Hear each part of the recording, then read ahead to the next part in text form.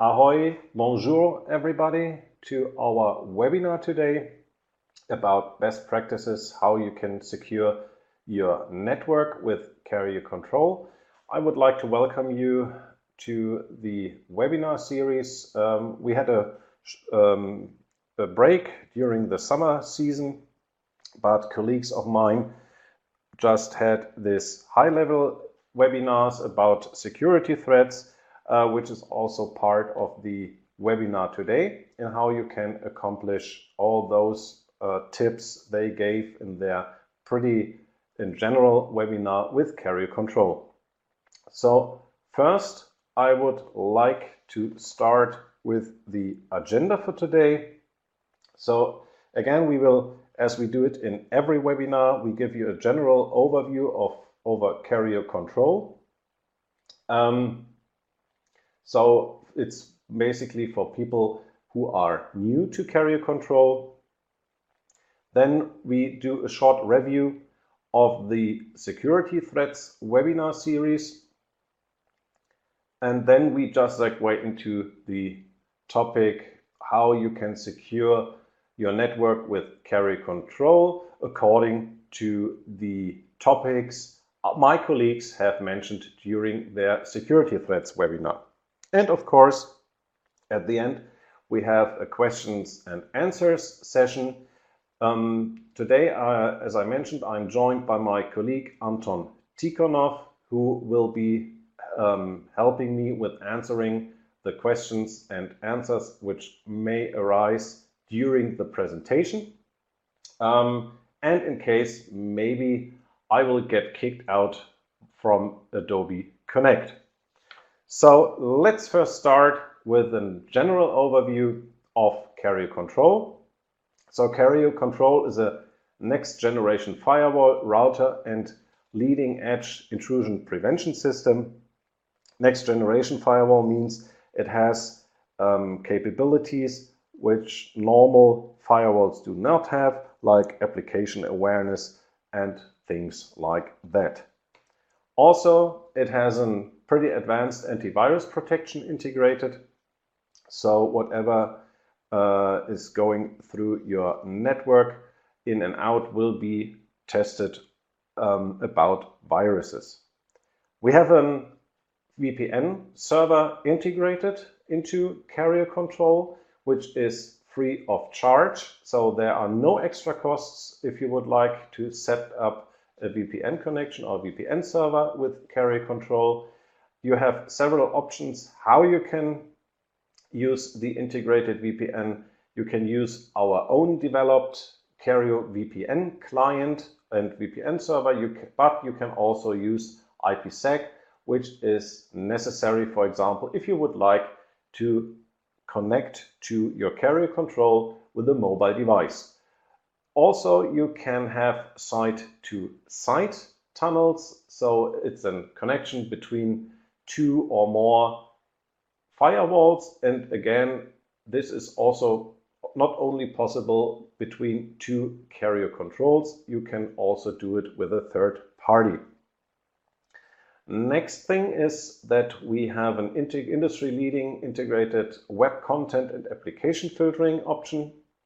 I first mentioned it with the next generation firewall topic.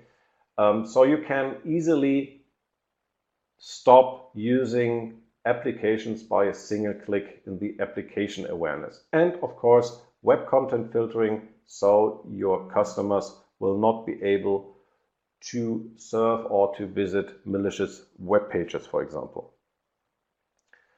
All this is also necessary if you would like to have unmatched quality of service. You can do this with the integrated bandwidth management. So whenever you need to have some mission critical services always running and having a dedicated bandwidth, this can be easily done with Kerio Control, as you can preserve bandwidth or prioritize traffic with Kerio Control.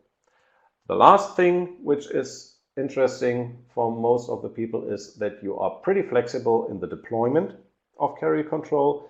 So you can buy a hardware box from us. We have currently 3 models, the NG100, the NG300 and the NG500. Or you can virtualize the Kerio Control as an Hyper-V or ESXi.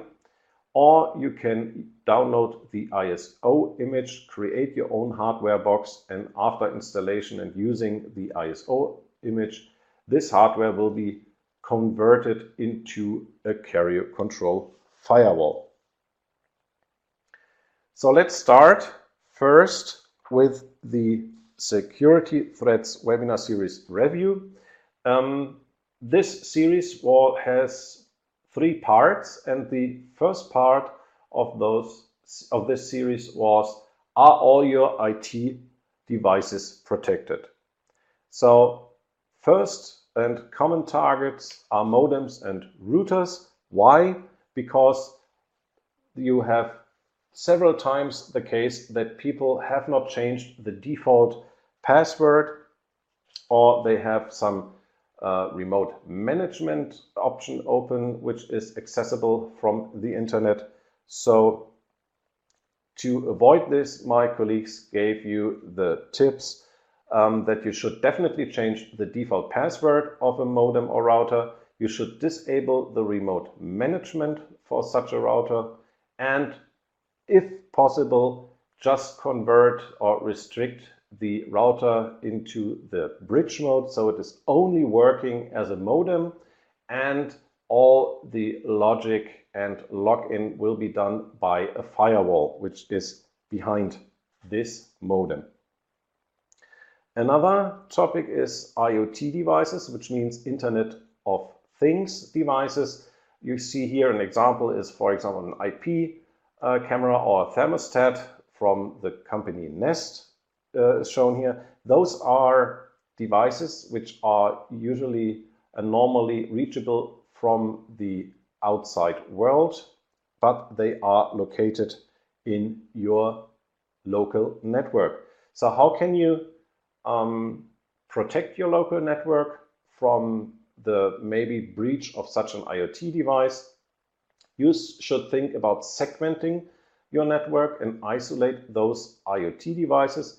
And you should also think about restricting the access to and from this Internet of Things segment.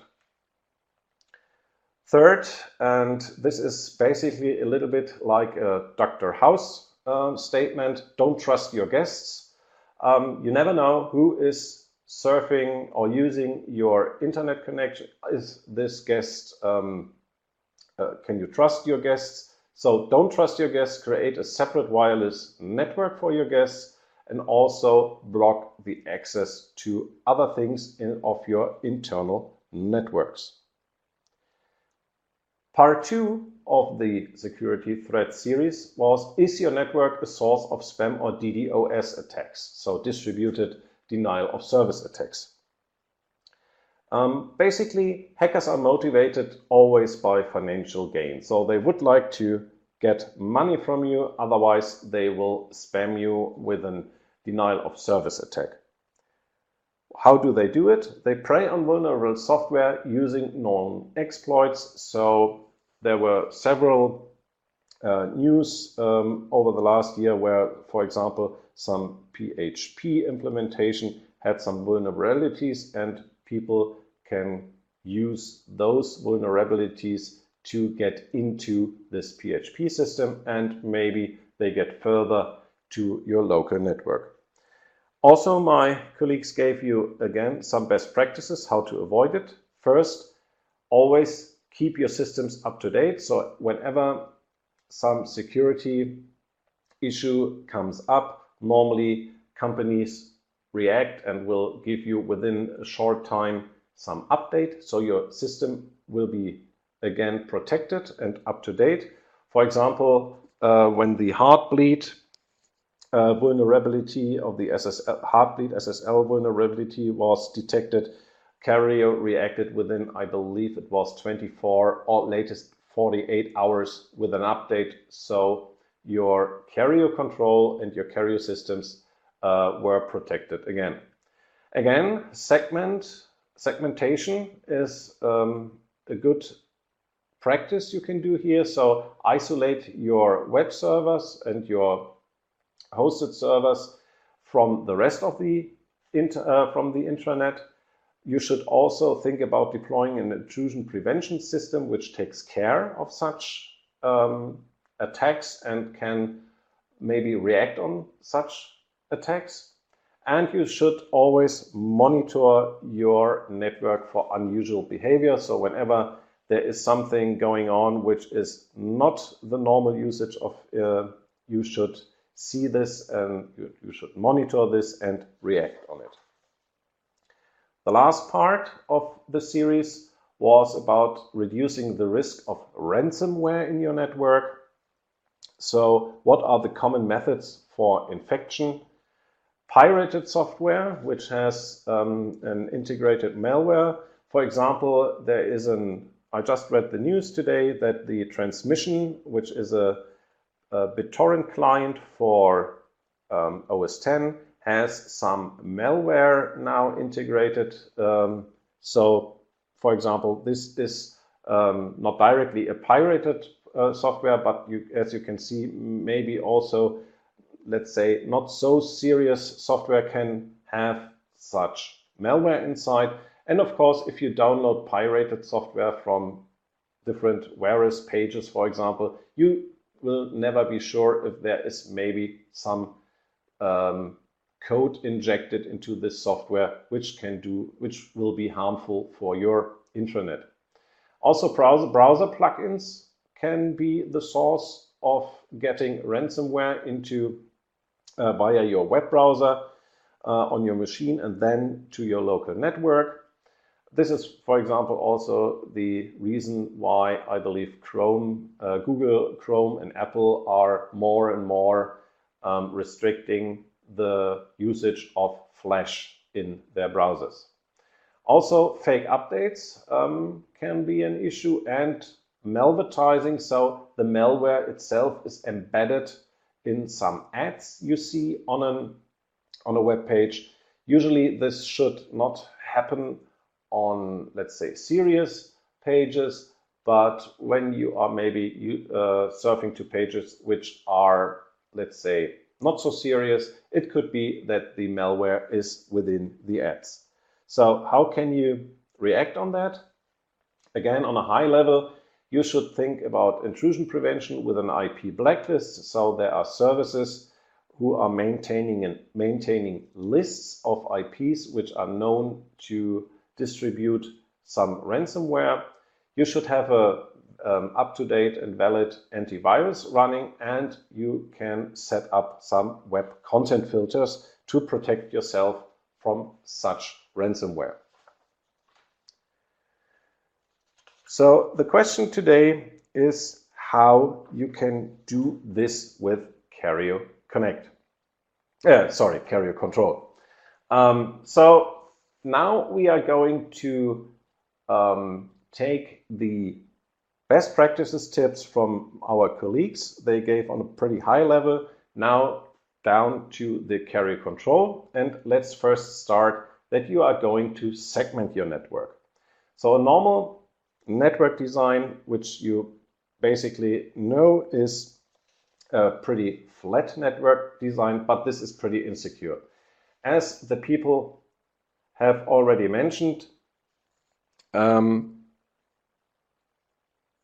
that the flat network means that that the whole machines are on a single flat design, which means all devices are in the same subnet and no firewall protection between the local devices. So let's say, to give a concrete example, all the devices in your network are on the subnet 192.168.1.xx. How can you better protect your local network? Try to do a segmented network design, which is even more secure. So distinct subnet for each network. So put your printers and workstations on their own subnet. put servers on their own subnet, put your IoT devices on a separate network, and also put guests on a separate network. This will definitely quarantine insecure devices, like, for example, the IoT devices. And of course, it forces the traffic between the local networks going through your firewall. To see it as a concrete example with a Kerio Control,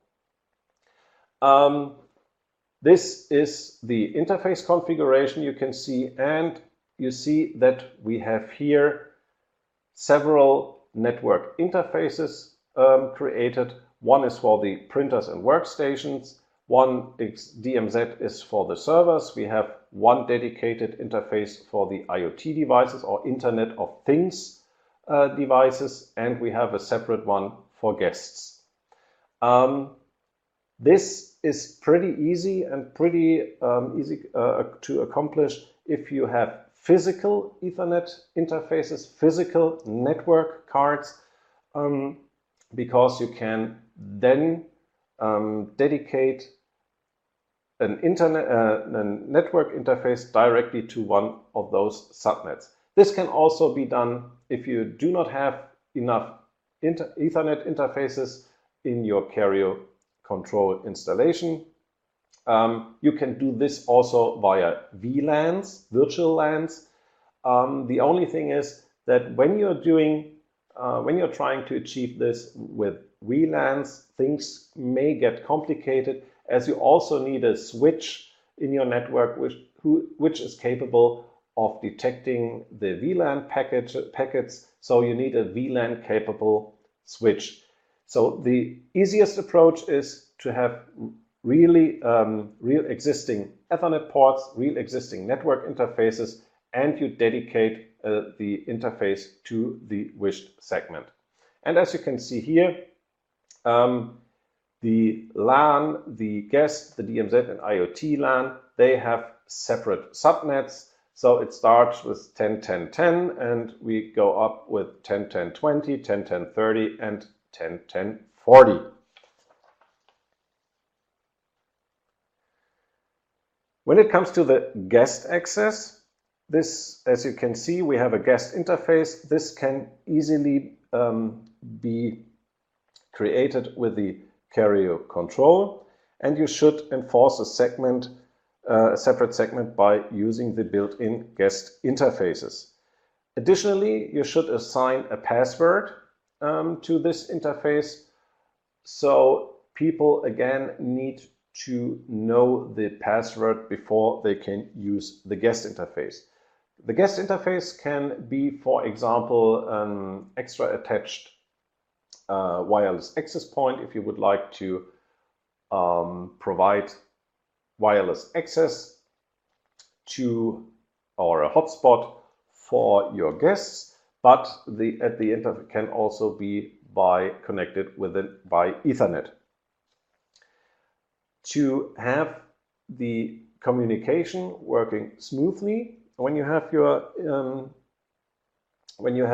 network segmented, some additional traffic routes configuration is necessary. So the first rule is that you permit access from local networks to the internet. That makes sense, as you would like to have people accessing the internet. Second rule would be that permits access to the firewall for the DHCP and DNS and authentication services. Otherwise, for example, the authentication will not work. Third one will be that it permits the firewall to establish an outbound connection, so to the outside world. And the fourth one is permits access to reverse proxy for connecting to IoT devices and DMZ servers, so you can put, for example, the DMZ and the IoT devices behind the reverse proxy. And the last one is the cleanup rule, which drops everything else. So whatever is not matching one of those rules will be dropped, and of course this protects again your network. My colleagues were also talking about that you should keep your systems up to date, and I will now show you how you can keep your Kerio control and the different functions up to date. So first, we have introduced with one of our last updates the automatic update option, which can be found in the advanced option settings under software updates. There you can simply tick the box that you would like to download and upgrade to a new version automatically. Per default, this will be done always. So within a given time, it will immediately update the Kerio control system. If you would like to have this maybe at a time which is more suitable for you, for example in the night, you can of course create a separate time range and assign it to this functionality. So updates like in this example will be done during the night between 2 and 3 a.m. Next thing is that you should activate, and it is usually configured automatically and activated automatically when you deploy a Kerio control, that the IPS and antivirus databases should automatically be updated. In our example here, we have lowered the interval to 1 hour. So if you are maybe a little paranoid like I am sometimes, and you would like to have the latest updates in a pretty short time, you can lower the interval to 1 hour. The default interval, I believe, is between 6 or 8 hours. If the update is done from the intrusion prevention or the antivirus, you will not recognize this, as the traffic will not be disturbed during the update. If the whole Kerio control is updating, of course, you will have a short interruption of the traffic. Next thing, and this was also mentioned by my colleagues, you should monitor the network for unusual behavior. So how can Kerio control help you on that? So first, you should every now and then, from time to time, you should have a look into the logs. These two logs are the, I would say, most interesting ones. It's the security log and the filter log, and you can easily see what kind of intrusions and alerts have been recognized by the Kerio control and how Kerio control reacted on that. You can also set your own. If you do not want to have always a look into the logs, you can set up your own alerts, so you get alerted by email, and you can find this in the accounting and monitoring section of Kerio control, and you can easily add a person or a group to whom this alert should be sent. A good idea is, for example, if the host connection limit is reached, or if there is some peer-to-peer network client detected, or if a virus is detected. Additionally, you can have a review of the real-time network activity to observe users' activities to confirm legitimate behavior. So you can see it under active hosts, who's connected, and under active connections, you can see the connections to the services. Again, here you can see, for example, some interesting things, like there is, for example, a download running from the stream theworld.com, and you may not want that people are downloading complete streams, and I believe the stream theworld.com is some sort of page where you can download movies which are not officially now at that moment available on DVD. Also, you can have an historical review of the network activity, and this is done with the Kerio statistics and reporting. And you can even trim it down to a specific person or a specific user, and you can see what pages and what kind of traffic this user has caused, and maybe react on the behavior you have seen. So you can create additional rules, which in this example is forbidding Brian Carmichael to serve some pages with video content. Next thing is block disruptive or intrusive activity.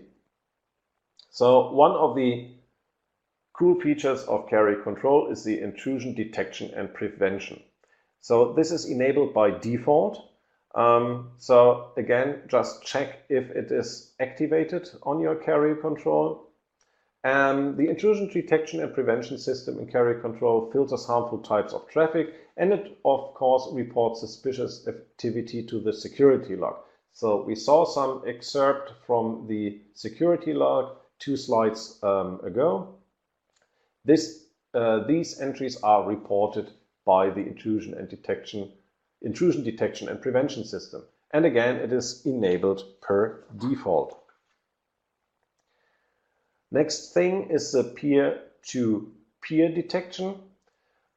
This is a content filter rule you find under content filter. So it is already created for you, but it is not activated by default. It is disabled by default.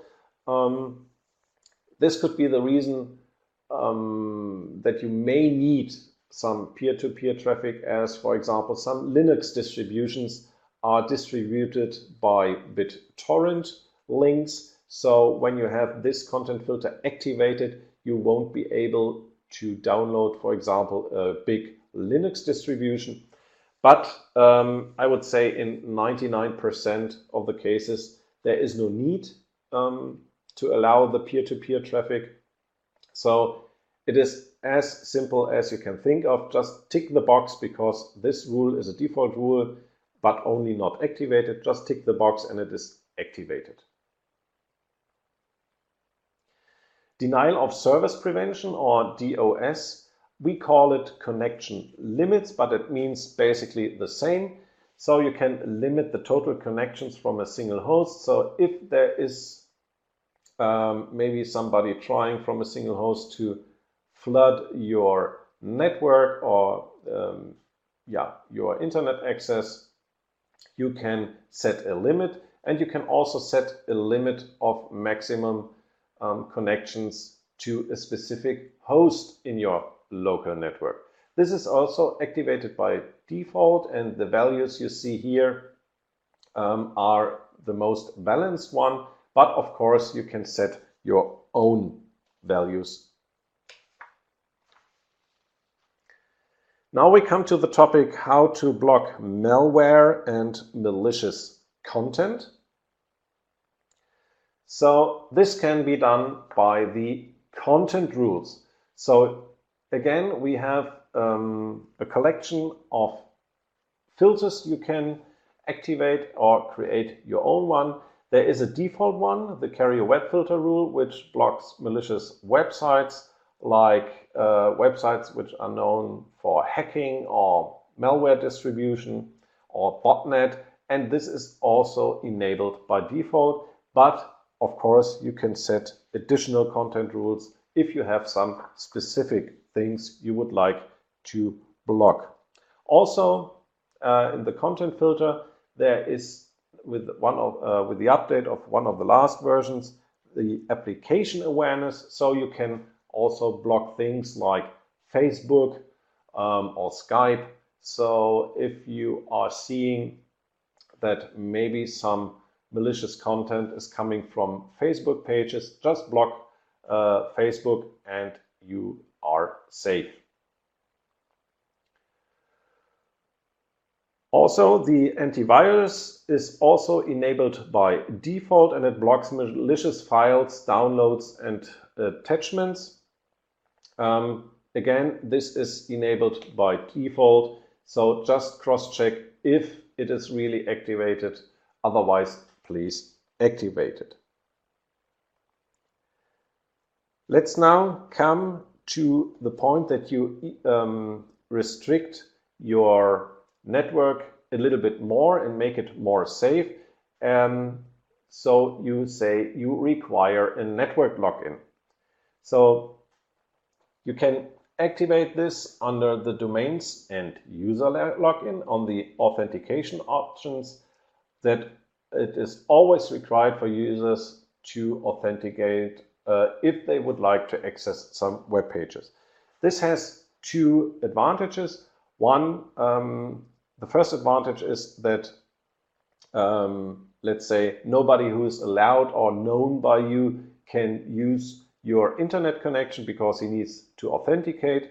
And second advantage is, if people are authenticated, you can easily see and find out if maybe somebody is abusing the internet connection or your network connection. Next thing is, and you may know it from Kerio Connect, this is named the anti-hammering. We call it here the block IP addresses suspicious for password guessing attacks. So this should also be activated in the domains and user login security options tab. So whenever people, there is somebody trying to break into your system and he's doing a brute force attack with passwords, he will be blocked for a specific time, so he may stop this attempt.